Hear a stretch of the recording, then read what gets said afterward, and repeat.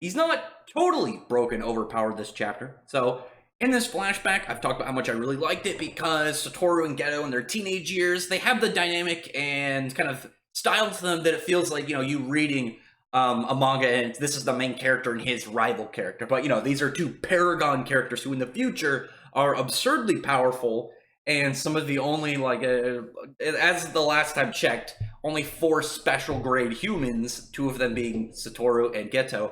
And here we're still getting them very strong, but not nearly as that like seemingly unbreakable like barricade of strength. But the chapter, it starts out. Satoru actually comes to save Rico because he knows that he's got these Jujutsu bounty hunters after him from the Star Plasma Vessel, or is it no the Time Vessel Association? I can't remember their entire title, but you know who I'm talking about. They're sending people after them. They want to take out Rico, and Satoru's like, okay, I'm gonna go see if she's okay. They're trying to find her, and I think this part is really funny because he comes in, all the girls start freaking out, and these are a bunch of schoolgirls who now see this dude who's showing up, shouting for Rico as soon as he enters the room. They're all like thinking that he's her boyfriend, and like she's like, no, it's my cousin. And you could tell like the glint on the girls' eyes and their excitement. They're just like, that means he's free. I can get him. They even asked him to take off his sunglasses to show his face, and they're all freaking out, talking about how hot he is. He's a pretty standout dude because I think he's like I've looked at his height before. I think he's an official height. He's like 6'1", 6'2", and that's tall for me. I'm 5'11". I'm obviously above the average height. That's just a little racks back there, but no, I'm pretty tall in comparison to the average height. But he's tall to me, and the average Japanese person is pretty small. I think the average for them is like 5'6", 5'7", and the average for their women are like 5'4". So he looks like a giant, and he's got like these crystal blue eyes and white hair, and he's probably just looking like a celebrity walking in. And you could tell like he's taking the compliments and the flattery. These girls are hyping him up. He's probably like, God damn, I'm a badass. And even the teacher, when she comes over and she's just like trying to settle them all down, she slips him her phone number, and she just like, fuck this, I'm ready to lose my job over this guy. And the whole time I'm just thinking, this is like, not only is he a fucking super powerful dude, and he's a jokester, and he's a cool dude. Like we saw, like he fights for friendship and camaraderie, like back when with Yuta or in the Volume 0. But now we've got him just as this like breaker of hearts, frother of loins for these women's. I guess it'd be more like rattler of hearts. But anyway, he's gotten her, and one of the bounty hunters are showing up. The guy who's literally just like, he's just a big dude. He's got a spooky paper bag on his head. I love that simplicity to his character because it's like everything below my neck is plain, and he's just a spooky paper bag. And I got annoyed because I went back to look because I forgot the maid's name, and the maid that works for Rico, and I ended up trying to look for it. I was like, oh, I think it's in this chapter, and then I ended up just rereading some parts because I was like, God damn, this part was awesome. And she goes to defend Rico, not directly. Obviously, she shows up to fight the student, still defending her, no, indirectly. And I figured from this panel, it's like, oh, this chick, she must be like, one of those characters who it's like, yeah, I work kind of like in this more of like caregiver type thing, but obviously just in case I've been trained in combat. And like, I just knew from that look on her face that she was gonna, style on this dude, and she just got a mop, and she just like bending around him, like confining his arm, and then swings it up, hits him right in the balls, and she just like, yeah, eat shit, loser. it was such a good moment because it was such a good display of her character while not like overemphasizing her for this chapter. And then it gets right over to Satoru because the guy's like, oh, so she's not here, okay, and his body like melts, and it's honestly, I think, really creepy the way that it looks, like the bag, like the way that the bag was cut, the way it just kind of like seeps down and oozes, and then he turns into a puddle. I thought that just that melting looked really extra weird with the shapes that were formed into, well, not formed, designed into the paper bag. We'll just go with that. But he runs into Satoru, and obviously Satoru's with Rico, and I feel bad for this bag dude because he's probably pretty powerful. but he probably doesn't. Well, not even probably. He clearly doesn't know who exactly he's up against, and it's a shame because it's almost like it's like when you look at a character like rereading through a series. You know, when you go back, you just read. You can throw a rock at a random big shonen battle series.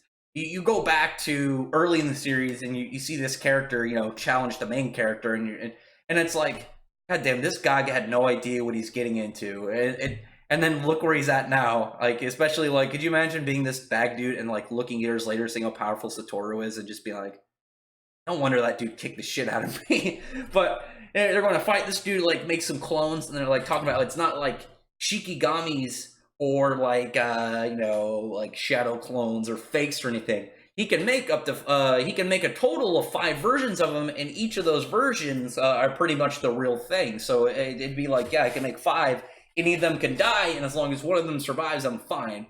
So, hiccup, sorry. So he's probably got some form of collective hive mind, or, something kind of spooky like that. But Satoru, like, when the guy goes up to him, he just, like, waves his hand, and it kind of creates this, like, little energy field kind of, like, thing with his cursed energy, pulls those dudes together, slams into them, and also, really cool is he's talking about what his ability is, because they go to try and punch him, and we know Satoru has an ability, he's pretty much got an energy layer around him that he calls the Infinity, and pretty much, like, the closer you get to him at that point, you get slower until you just stop, and the only things that he allows to touch him will get through. Like, we saw that back when in his initial fight, and when he activated his badass area expansion, but he's, like, talking to the dude and explaining to him, and, like, he's like, yeah, it's kind of like this, I got the idea from the story, from Achilles and the Tortoise. You should probably learn more because studying is important. Slams down on this dude. And then he also explains, while this guy's ability and stuff about him, he's like, you got, a pretty good technique. Why are you so weak then if you have such a good power?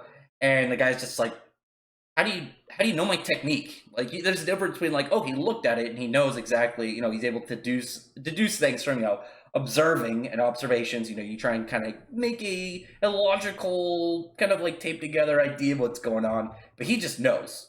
Toru just straight knows what it is, and it's actually revealed on top of his other powers, because there's always been the thing about his eyes, and they extremely emphasize this in the small animation videos that they have for promos of the series with Satoru as the character.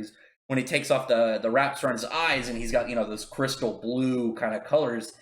And previous chapter I had to look back. It was either the last chapter or the one before it that revealed that his eyes are special. They're called the Six Eyes, and that's one of the things that makes him such a big deal. Is he's got these things, the 6 eyes, and he has this style called the Limitless curse technique. And he actually explains in this that when the guy's like, "How do you know my technique?" and he's telling him pretty much that he's got good eyes. So it's safe to kind of, like, figure out from that, and going in this, that he's able to kind of, like, maybe scan people to figure out their abilities. Gray, if you've read Fairy Tail, Gray had a similar thing right when he got his devil slaying magic, and he kind of had that, and then he, like, scanned a dude and, like, figured some stuff out about him, and then he just never used it again for I don't know what reason. I don't know why he'd give it power and then just be like, I don't know if I want to keep it, but he kind of adds this extra ability, and Satoru not only has, like, pretty strong abilities, but he's got a lot of miscellaneous and, like, utility moves like this, like teleporting and stuff. He's got some he's got a decent level of telepathy and whatnot, just, like, moving stuff around, being able to just do, like, generic energy attacks and whatnot. And he's, like, talking to the dude, and he's just like, it doesn't matter now, because my infinite technique is a convergent of an infinite series, and things that approach me slow down, they'll never get to me. And by amplifying, he says, like, by amplifying the limitless and negative numbers, impossible situations like having -1 apples are born. And because of that, he's able to create a magnetic effect that pretty much means that it's extremely difficult, but unless he allows it, unless you're straight more powerful than him, then you're probably not going to get close to him unless he just gives, he's like, I want you to be over here, like we saw again in his previous site when he first explained the series.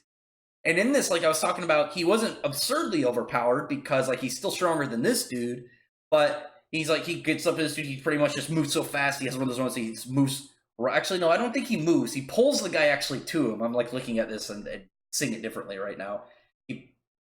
Gets the guy, gets him right up to him, and he's just like, actually, I think he does move to him. I'm super messed. Yeah, he does. I messed up on that really quick because I doubted myself on my initial kind of like analysis on what happened. But he moves up to the dude. Has one of those scenes where he just moves so fast that the dude can't like perceive the movement at all, and he revs up one of his techniques. You know, he does curse technique reversal. Gets it up. He's talking about this divergence of infinity, and he does this red glow, and he gets in a cool attack pose in it, but it doesn't work. And that's what I meant when I was talking about how he still is really powerful, but he still hasn't reached that yet. Because here we see like he hasn't even mastered his powers yet. He still has flaws within it. He still has some shortcomings, which obviously it's a whole different thing to like a character have like a really OP ability, and it's like, damn, I can't control it yet. I can't do these things. And it's like, okay, it's a little bit balanced. It's different when we see a Paragon character when they're at that point, they're like, damn, I'm still training. I'm still trying to figure out myself. So instead of it being like, okay, he's got this good skill, but he doesn't have the control over yet. Instead, it's just like, well, this guy, even though he's like an absurdly powerful character in the future, he wasn't always like that. He still obviously had to gain his own level of skill, training, and grasp over his own abilities in order to become that absurd like monster that Satoru Gojo becomes. And you know, he just pretty much like one shots this dude out, punches him out, and it was pretty sad for him because it was similar like from his initial fight. He's talking to this dude, he's like, God damn, you have a pretty good power. Why are you so weak, dude? This sucks. This could have been a good fight. Just balls the dude down. And it was funny because I was thinking about like, damn, these two dudes like both got one shot taken out pretty easy. But then I remember, you know, their whole the guy's plan with like Fushiguro is like, we're gonna send in we're pretty much gonna send in hordes of people until they run out of energy. You know, they get fatigued. So obviously you're gonna send in like the fodder ones first. I'm guessing we're probably gonna have like maybe like 2 more waves of villains, 1 or 2 more waves. The next ones will be stronger, then the ones after that will be probably stronger. Then we'll see maybe like Fushiguro, and maybe that'll lead up to the complete and total like question of what happened that changed Satoru so much and changed Geto so much and made them as they are in the current point in the series. Very intriguing in so many aspects, but at the same time, I can't help but enjoy this flashback so much because of just how much fun it is, even as it. And it's a very strange feeling to see a Paragon at a point where they're not this absurd, like, colossal of strength. Like, there's literally a point in the series where these guys, like the Cursed Spirits, make a special barrier that anybody can go into except for Satoru to keep Satoru out. And it's just like, God damn, this guy's broken as hell. And just like seeing him like this where he can't even get his techniques off right, it's just like, damn, like, that's pretty crazy that he wasn't always able to kind of, you know, pull off that absurdity. But it also makes him feel a lot more of an organic character instead of those ones that are just broken from the start. So, love the chapter. Like, I love Jujutsu Kaisen. I'm glad that it's starting to really pick up. It's starting to actually get some traction. It's been winning awards, so, you know, now people are like glancing at it, looking at it. It's starting to get spread more. You know, people are giving it a lot more love. I think it's gonna also like take another big spike when its official English release hits in December, and when it gets an anime, it's gonna fucking explode. I'm telling you guys, anybody who's gotten to this point in the video, that's what, 14 minutes in.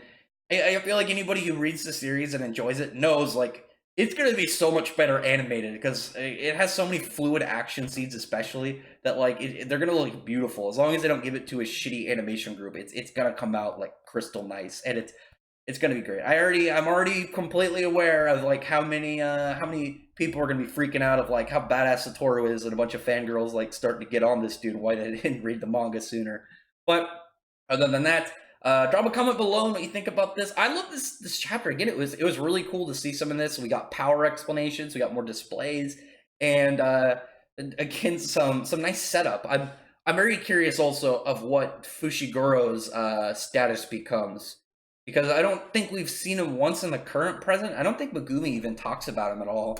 But other than that, actually no, oh my god, he and his sister I think are orphans. Maybe this actually is what leads up to the orphans. I have to double check that scene, because he mentions it when he's talking about his sister. Well, than that, like, obviously, if you remember, I'll look it up immediately after I do this recording, and then you know, probably be like, oh yeah, there we go. But other than that, you guys can comment and be like, Rex, you should have remembered this. You fucked up. Other than that, like I said, thumbs up the video, prefer the like button, subscribe button, and check out my other videos. But I appreciate everyone who's already subscribed, and I thank you all for listening. Bye.